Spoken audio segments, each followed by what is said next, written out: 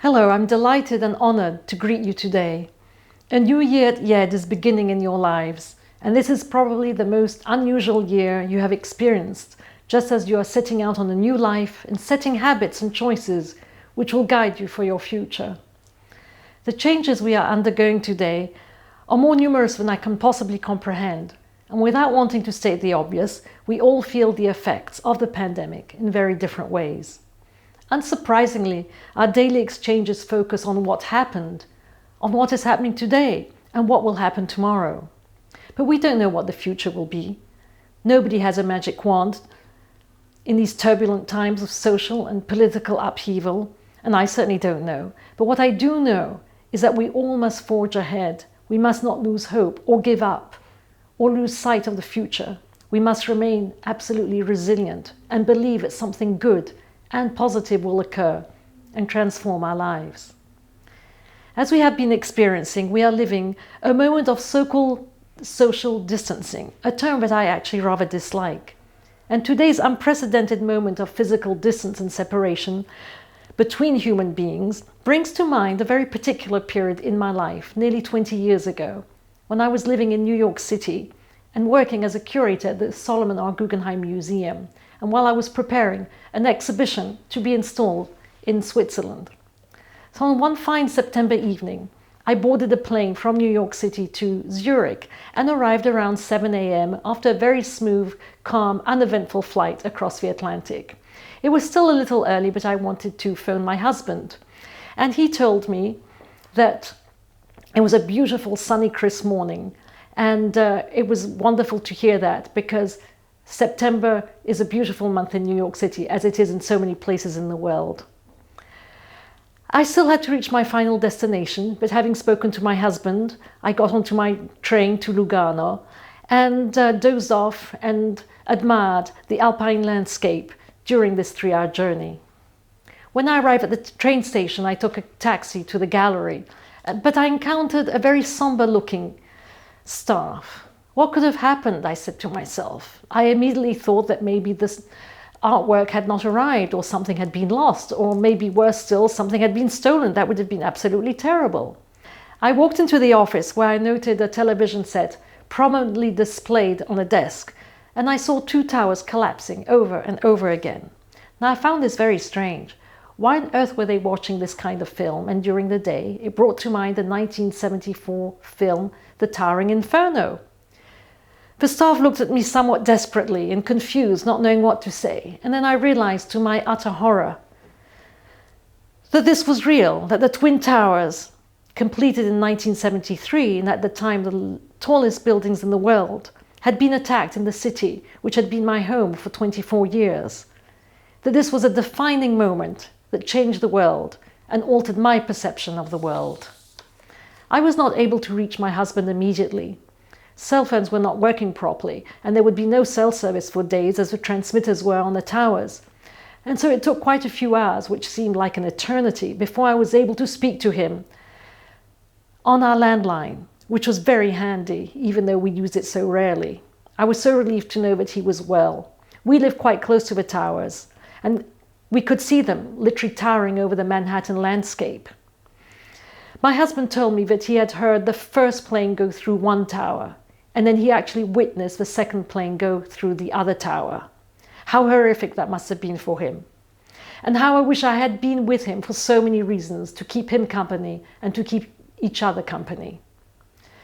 The physical distance between us felt immeasurable, and we could not even Zoom.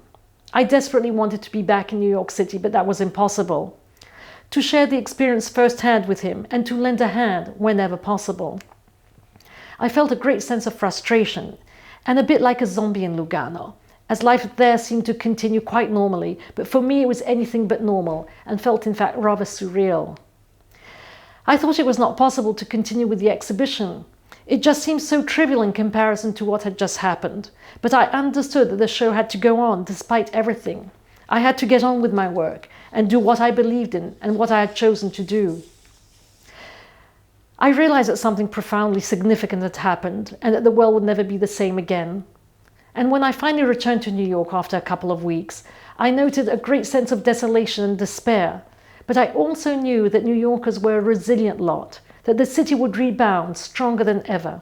And I understood at that moment that anything was possible.